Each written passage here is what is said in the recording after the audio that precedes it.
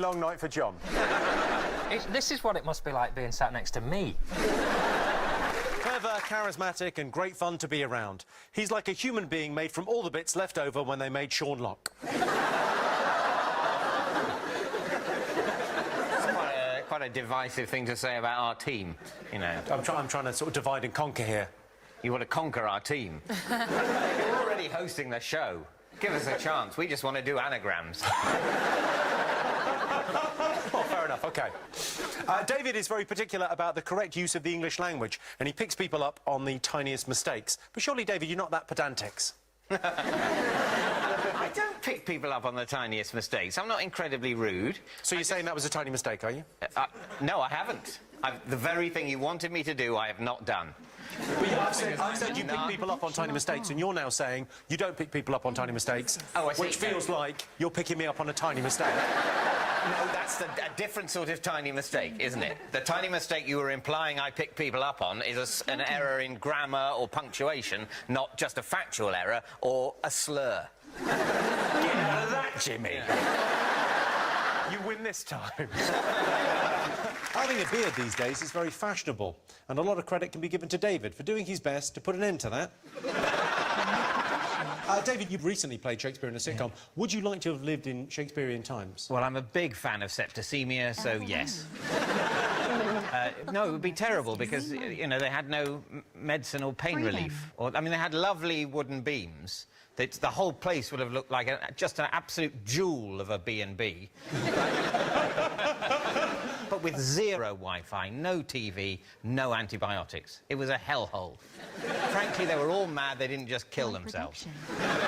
They didn't have to kill themselves because the septicemia was waiting. Do you think that's why they had so many wars in that period? Because they just thought, let's just get this over with and have a war. Well, yes, what's to lose? Yeah. You know? Well, Toulouse is a place in France.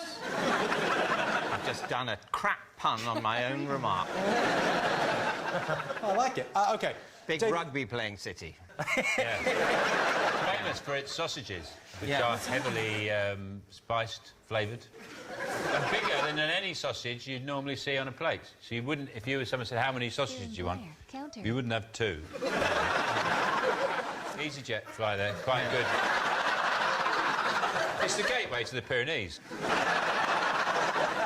I've been there. Yeah. If you thought it couldn't get any more boring, John's been there. I hired a car from Toulouse Airport, and when I got to the desk, he said, do you want to do this in French or English? And I said, well, English. And he went, why not just try? So you ended up on a pogo stick. I thought one of the rudest things in France, though, is quite often I try with my GCSE French, and then they answer in English. And I want to go, why will you let me try? But I can't say that in French.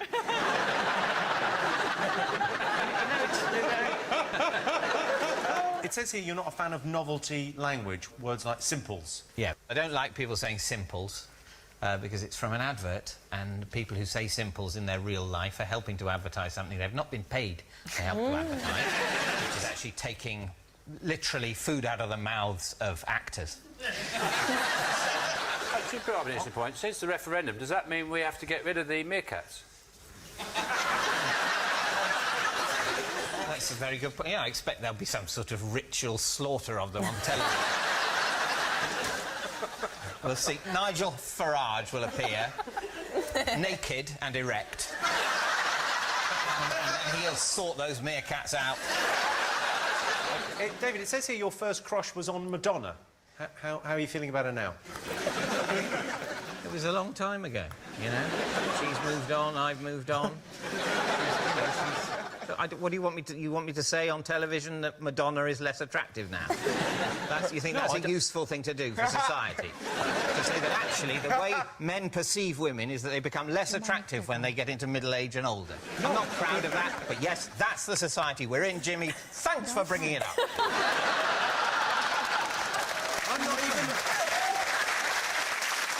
but I don't think that Madonna's... I mean, she's 55 years of age. She's got the body of a man half that age. Madonna's actually, she's 57. I know that, 'cause she's the same age as my mum. And my mum's got a crush on you, so... David, how would you celebrate if you win tonight? Sorry, David, how would you celebrate when you win tonight? I don't think I will. You won't celebrate. I don't think I'll see it as much of an achievement. Okay. Sarah's a vegan and loves animals. I also love animals, but they've made it illegal, so I've got to keep quiet about it now. I think that's been illegal your whole life. I don't think there was a point in your life. I don't think up to the age of 27 you were enjoying a consensual relationship with a hamster, and then suddenly Killjoys at Westminster said, David, you're fairly well-spoken. Have you got any tips for widening our vocabulary? I don't think I do, no. Yes, there are more than one words for some things. In fact, there's even a word for more than one words for some things, although I can't remember what it is. And if you, lots? It might be lots. I don't think it's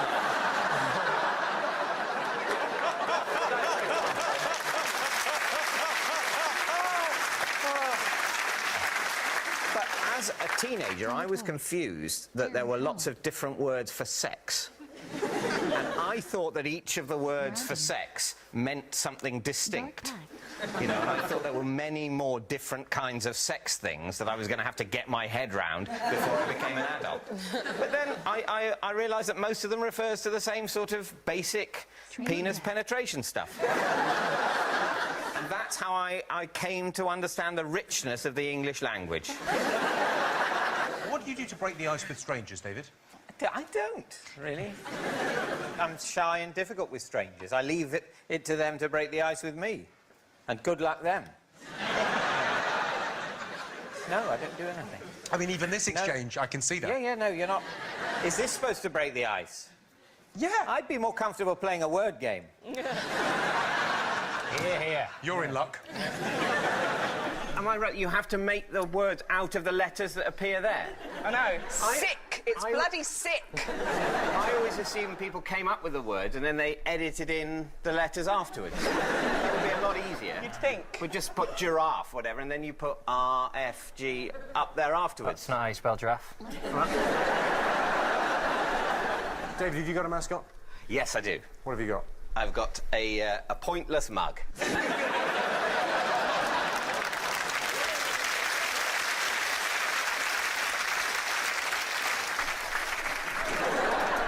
What are you playing at?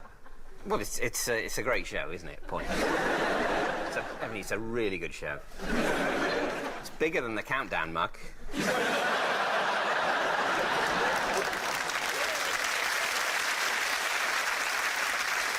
David, have you got a mascot? Yes, I do have a mascot. What have you got? I've brought... my mascot is a torch. Why have you brought a torch? It's good luck. It's good luck in a power cut, and it's good luck if you want to murder someone. I thought you were going to say something different there. What did you think I was going to say? Good luck if you want to wank a torch off. That's not how I wank. But maybe for other people, maybe this is the normal way to masturbate. This is all about learning. Television. No, yeah, that's my lucky torch. David, have you got a mascot? I do, yes. What's your mascot? My mascot is a fondue set. This brings you good luck. No, it's contractual. I've taken, frankly, a frightening amount of money from the Swiss government to be the face of fondue. They're trying to get fondue's in terminal decline. Will you be eating fondue throughout the evening? I might give it a go. I mean, it's very... I mean, probably shouldn't say this, but it's very, very, very cheesy. Oppressively cheesy. I mean, it's like a gallon of cheese in there. Anyway, is there anything in the contract that would suggest that you maybe shouldn't say, oh, my God, it's too cheesy? I've got to speak out at some point. Go on, get it down, you. Oh, it's so cheesy. Would anyone else like some fondue? I mean, I'll have a bit of fondue. Help me out. There's a... A bit of fondue. You've got to use different forks, otherwise there's germs. Don't worry, John. There's no germ on the planet that can survive that boiling cheese. just throw a bit of... Yeah, was that... You know, you can have other fondues. You don't have to be cheese.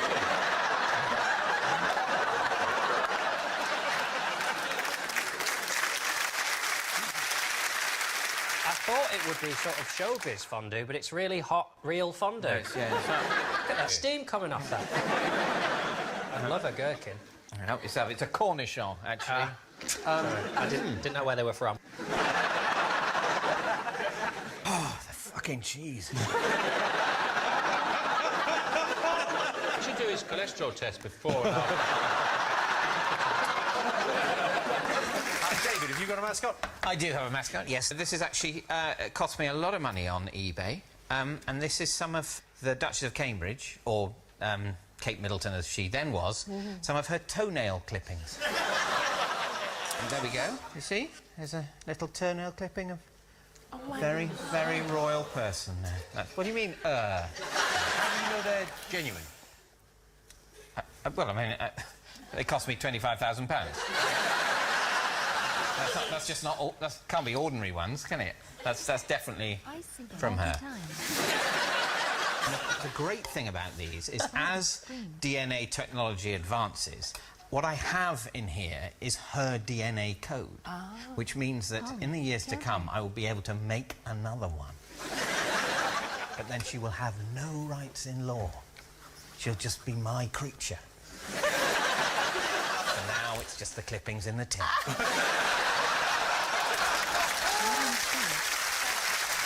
David, have you got a mascot? Yes, my mascot is this book, Peri Peri Chicken, a CIA Conspiracy. It's by Keith Chegwin. It's not the Keith Chegwin you'll be aware of. He's a Labour peer. Lord Chegwin. And if you think about it, Peri Peri Chicken didn't exist at all for thousands and thousands of years. Yeah. And then suddenly, it's everywhere. Why? I don't know if anyone's ever had any. If you have, you'll know it's not because of what it tastes like. No one's asking for... I mean, it's all right, it's palatable, but no one's asking for that. Nobody wants it. Can we let someone say that? All I'm going to say, if you're going to contradict me, you're part of the conspiracy. It goes right to the top. I don't know why they're doing it, but they've infiltrated our high streets with this completely unnecessary form of chicken. We don't know what is on it. It's called Peri Peri, but that is not a thing that we know the composition of. Well, it's changing our brains in various ways that we're not aware of, and it could destroy civilization as we know it. Have you ever had a KFC? I have had a KFC, yes. Yeah, that's not Peri Peri. That's fine. That's got nothing to do with the CIA. Actually, Colonel Sanders is one of the people who funded this book. Have you ever had a Peri Peri chicken? I've had it once, but I'm reliably informed not enough for it to have had its effect. So you've had it once. Did you have the hot Peri Peri or the medium, the mild? What do you think? Lemon and herb all the way. David, have you got a mascot this evening? Yes. What have you got? I've got these. Oh. Because I thought if I brought these, that it would allow other people to make sexual jokes.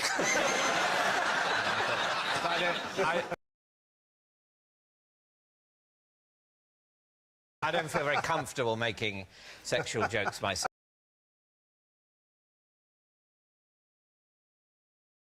I'm a bit repressed. I find it very awkward. But I know people enjoy sexual jokes, and I thought I could contribute in a way by bringing these, and then it's an opportunity for other people to go, oh, I expect, I don't know, you were wearing them and being fucked.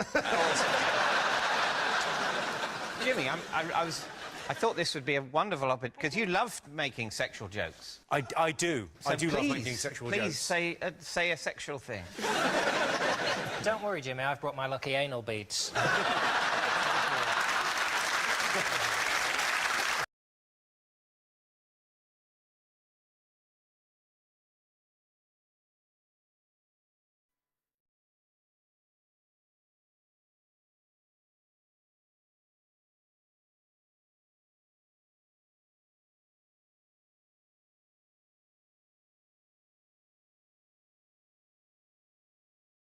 David, do you have a mascot?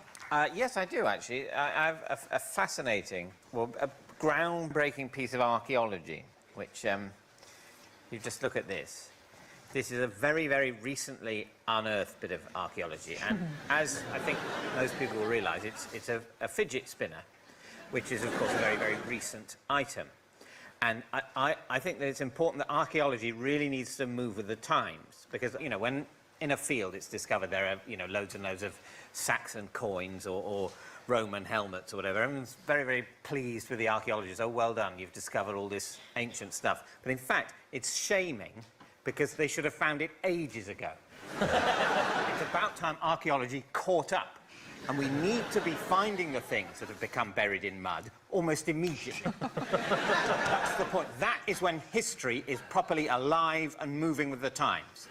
So this is, I think, a brilliant example of the way archaeology is going and should be going. And there are other things I've got at home. I've got a crack pipe discovered in a dig in Soho Square in 2015. Well, it was sort of a sweep-up on a Monday morning. And so this is here to represent that exciting, groundbreaking archaeology. Modern archaeology, everyone.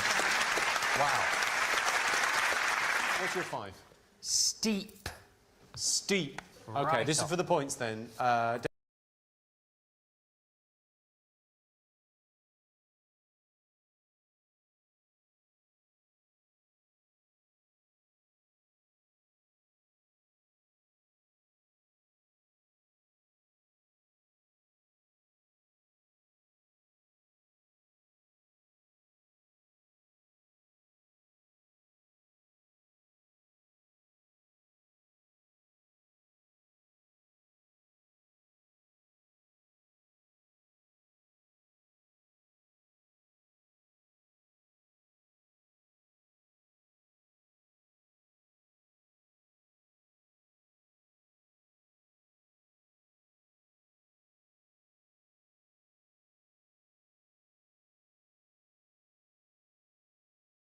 David, what's your 6? Steep, as in to steep bread in disgusting oleaginous cheese. I don't think they're going to pay you the money. It feels like you've really let them down. The thing you've got to remember about the Swiss is they're not a people that understand nuance.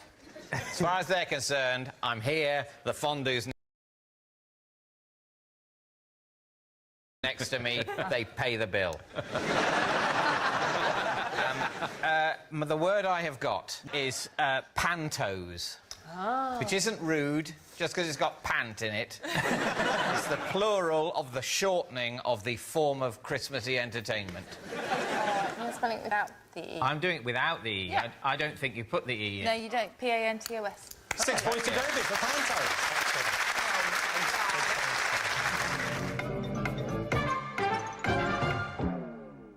John, how many? 6. David. 12. 5, only 5. That's Okay. less than 6. But it might be a correct word, and John's might be made-up nonsense, so who knows? I'm going with great, as in the thing you, well, either form of great, actually. It's fine.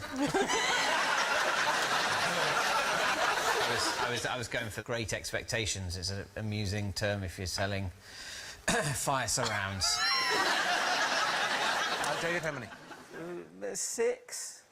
Well, you sound very confident.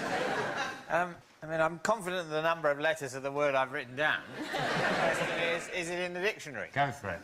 I'm going to go for it. OK, I'm going to go for it because it doesn't matter at all. Leave. No, it doesn't. I've just realised it doesn't matter at all.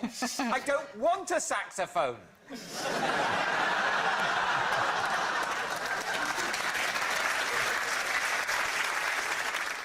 Tell him it's full of old crisp packets, then he'll want it. Well, what if it was buried just under the surface? Oh, fascinating. What is it? Bury the saxophone. Bury the saxophone actually means something very rude in sex. OK, Sean, what's your 5? Diver. David, your 6? Head, as in possessing hair. Could you use that in a sentence? The red-haired man walked into the room and said, "Why the fuck are you questioning my red?"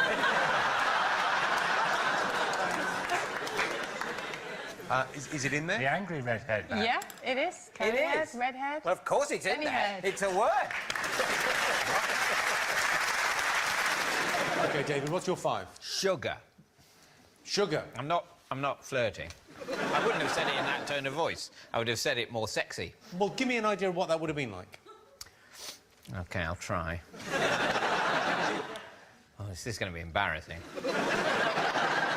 You directed at Susie.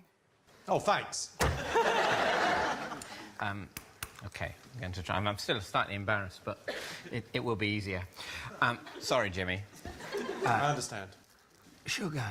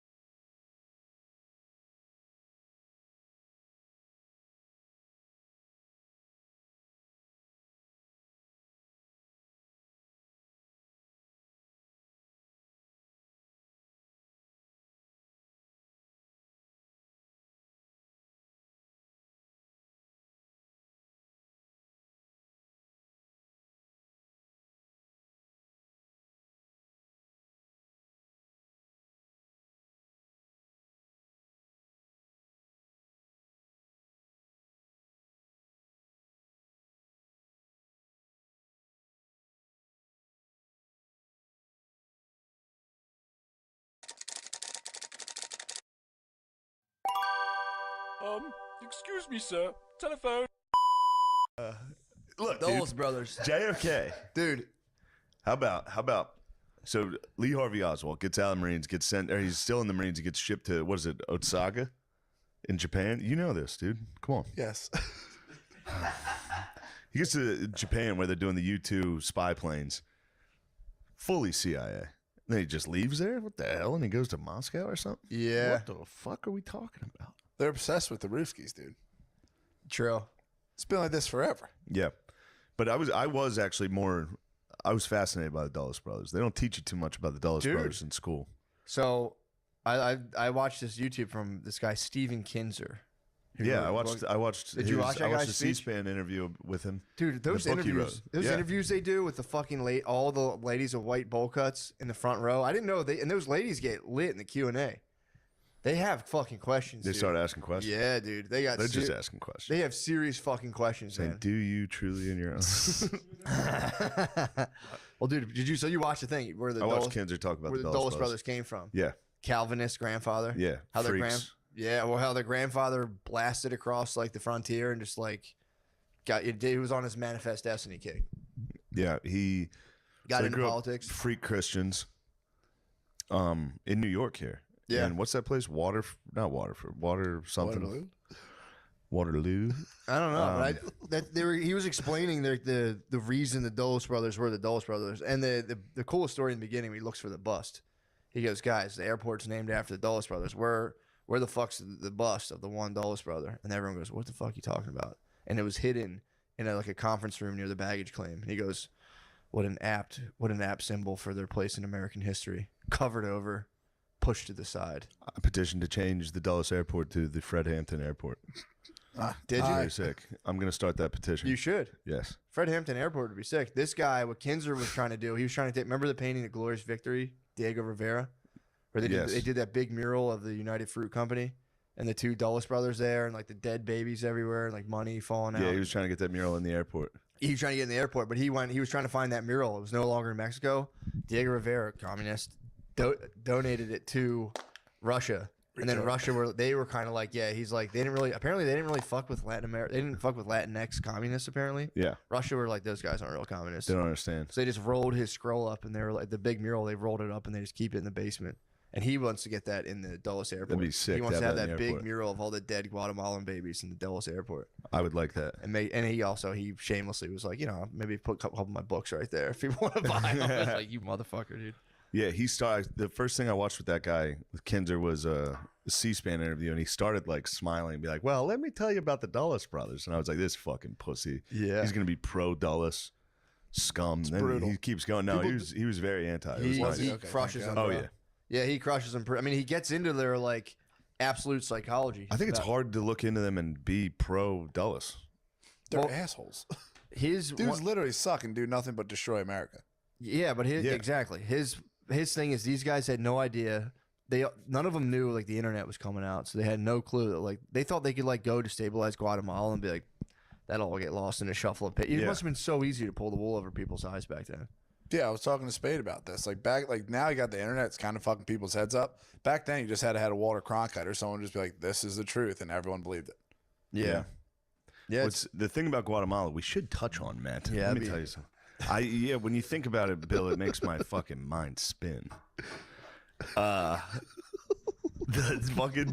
fruit, what's it called? What's United the fruit Fruit Co. United Fruit Company was in Guatemala. Guatemala, I think it was their first Democratic elected guy. He comes in, he wants to give the land that the fruit company is not using to the people, for the people. Yeah. He's a revolutionary. And the Dulles brothers were working for Cromwell and whatever. Sullivan and Cromwell at the time, who represented the fruit company. And the fruit company was like, we don't want them to give this fucking land away. So then these freaks go in there and coup, dude. They cooed out. Yeah, they adjusted into Iran. The same thing. They were working for Sullivan and Cromwell. Iran is like, we're nationalizing our oil, and they had to go back to the Schroeder Bank and go. Tale as old as time. They had to go, guys, we told you, we promised you. It's kind of our job to make sure countries don't step out of line. We lost this one. Guatemala did it. They went, well, fuck this. And then they both took office the next year. Yeah. Director of the CIA. First thing they did was Department of State. destroy Iran, and then the second thing they did was come back and destroy Guatemala. A 35-year civil war, Bill. A lot of people got 35, yeah. fucked up, too. What? In Guatemala. Like, that was fucked up. Yeah, 35-year civil war. I'm very pro-Guatemala, too. They're strong individuals. You what? You ever work with them? Yeah. The Guatemalans are good bros. I like them. Yeah. Guatemalans are good bros. It's unfortunate what the goddamn Dulles did to them. They're pretty bad boys. Yeah. But that was their whole thing, apparently. Their grandfather was like, you got to teach these motherfuckers, dude. Civilization's away. You got to take it to them at every fucking cost, dude. Or at any cost. That does fire me up. I like that. That's the shit they were on. So they were like, yeah, we'll get in there. Dude, two brothers who apparently were ideologically twins. They believed the exact same shit, were the head of the visible government and the head of the invisible government at the same time. How about Alan Dulles and all his sexcapades? He was a fucking people person, dude. Goddamn sex. That was the thing. Alan Dulles was life of the party. Yeah. So everyone would be like, people didn't even know what the CIA was doing. They were like, wow, that guy's kind of fun. Tons of affairs. He had sex with the Queen of Greece. I didn't know Apparently, that. he was That's pretty sick. sex with the Queen of Greece, and apparently he was. This guy does have some positives. He was way into James Bond. Cool news. He was going around like destabilizing Guatemala, like he had a little tiny gun. He was like, it's like, nice. I started another genocide in Indonesia. We've done it again, brother. Well, he used to write the author of James Bond all the time, Ian Fleming or whatever his name was.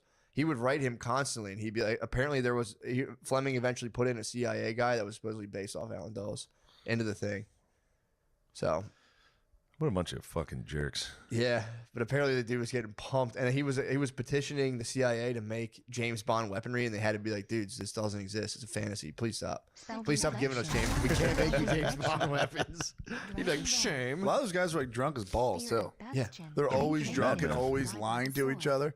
Yeah. That's pretty sick. It's really fucked fucking up. open mic comics. Yeah.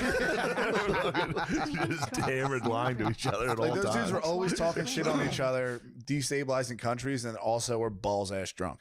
Yeah. You guys were fucked up. Now we're here. Well, that's what they say. They say, whatchamacallit, that was the reason for Vietnam as well. Like Churchill and the French, whoever the French guy was. Helicopters and heroin. Well, apparently the Churchill and whoever was representing France were like, yeah, Ho Chi Minh is definitely, you can't fuck him up. And the fucking Dulles went, you guys are lame. Walked out on the convention. He was first time. Said, you guys did it the European way. Yep. Wait till you see the American way. We're going to go fuck them up. And apparently they say, he was careful to be like, dude, I want to blame everything bad in the world that happened. But he goes, it was the start of us being like, we got this. We're going to go in there. He's like, we could have potentially avoided the Vietnam War. At all costs. That leads us straight to John F. Kennedy. Yep. Because he was trying to pull out, dude. You know this. And he was being cool with the Russians. He was being cool with the Russians. Communists. He was starting to be cool with fucking Fidel. Yeah. He was being cool with Algeria. He was being cool. He's real cool in Africa, too. Yeah. That's where Algeria is. Nice. Swag. Oh!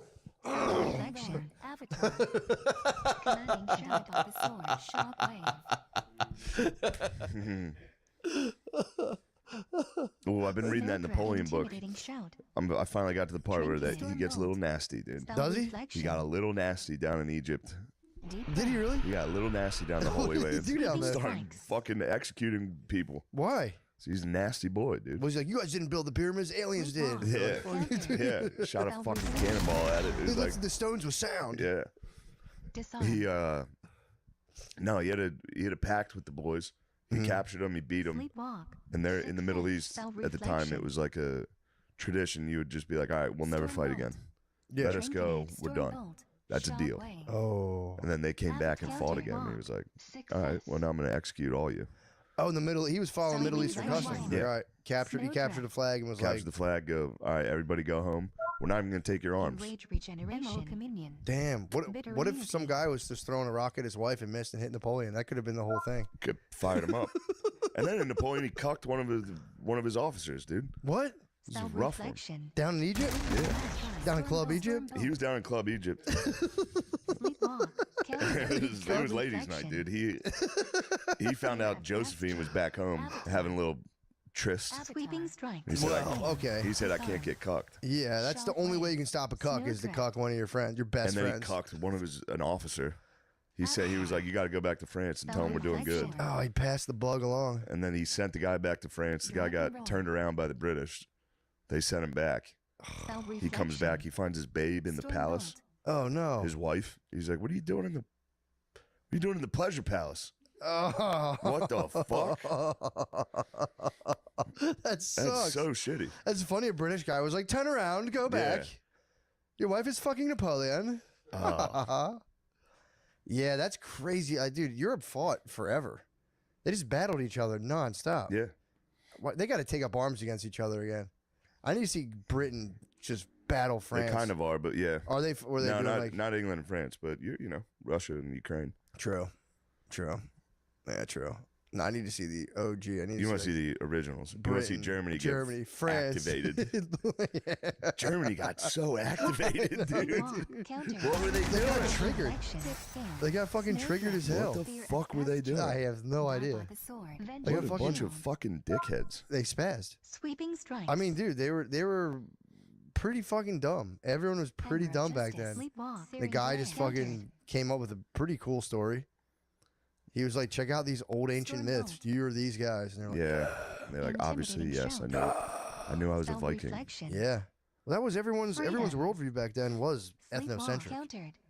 Into the 1940s. It was, I'm German. I live in Germany. German people are the best. And you'd shoot other guys and be like, yep, knew it. Or you'd lose and be like, that was bullshit. We just got ripped off. Yeah, what are those goddamn Jews? Somebody must have fucked us. There's no way we lost. That was the organizing principle. It was the refs, dude. True. That was the organizing principle of like pretty much life.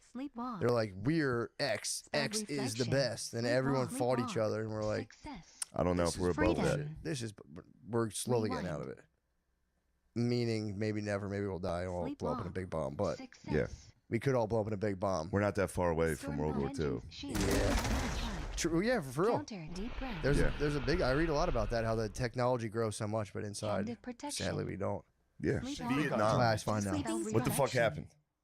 What happened? Vietnam. Yes.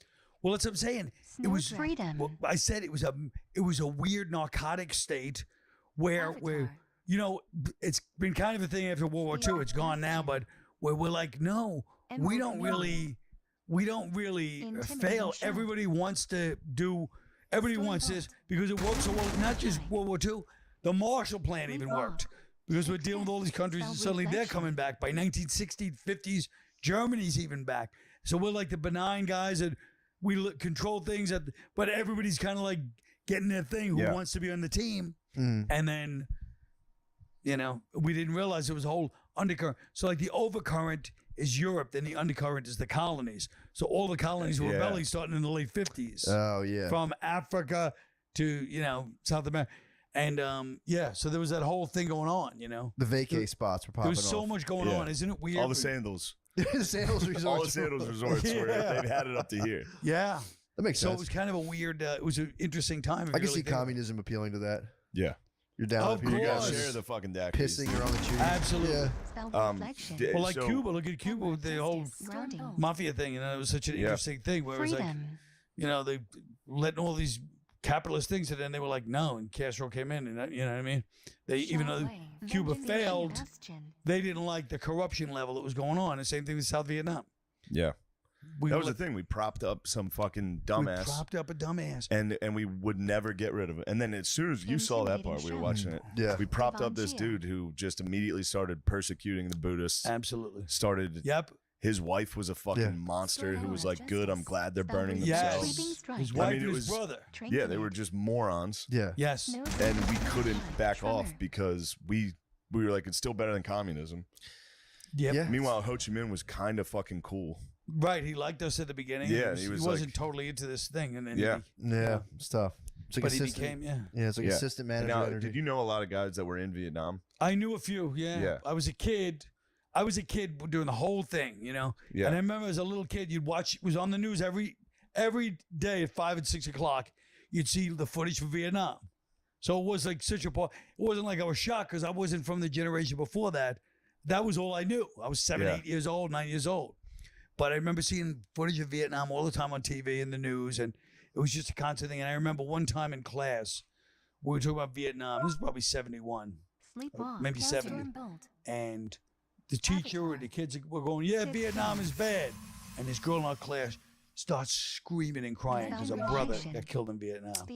And so I knew probably 3 guys, older guys, that didn't hang out with me, but I mean, I knew 3 guys that were Marines in Vietnam that got wounded, that came home, and they all had those cliche Marine personalities. I mean, Vietnam vet personality. The army jacket, by themselves, the big beards when they're home, heavy drinker, heavy smoker, you know, prone to outbursts, but still good guys. Like they were guys we like, you know, they weren't like people hung out with them and talked to them, but they had that other side to them, partly from being in the war, partly from what they did, partly from what Vietnam did, and partly from their reaction when they came home.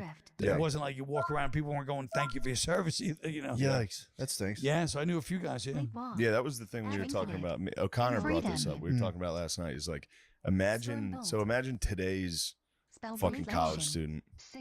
Imagine Jesus being a dude who got drafted Yeah. and had to go live through fucking hell, and then you get home and one of these fuckers throws like a bag of piss at you and is like, baby killer. Fuck you.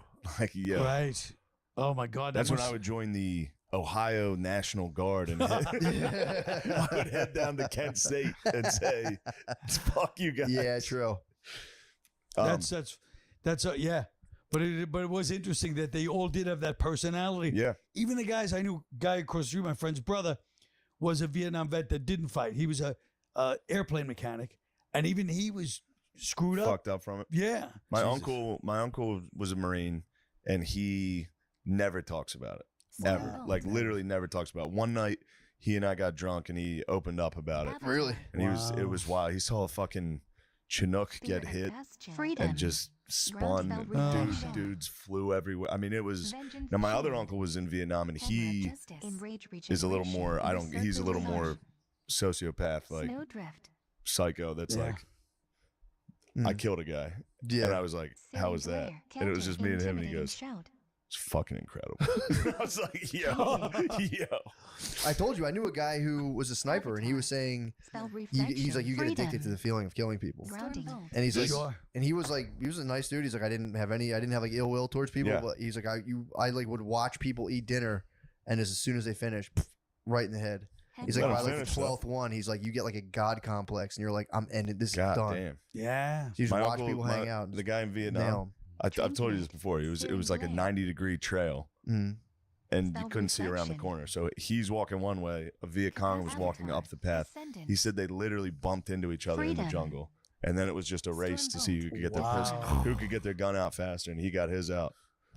First. Jesus Christ! Now he's still. I mean, and then he got fucked up. He got hit with a rocket propelled grenade. He blew. His nipples missing. His calves off. Yeah, and he had to lay there because they're in the middle of a firefight. He had to lay there for 3 hours on the jungle floor. Like, I'm dead. I'm dying for sure. Yeah. I mean, he's a hero. Yeah. Yeah. Yeah, but I mean, Fuck. and is it that different from what, like, my father was in Korea, and Korea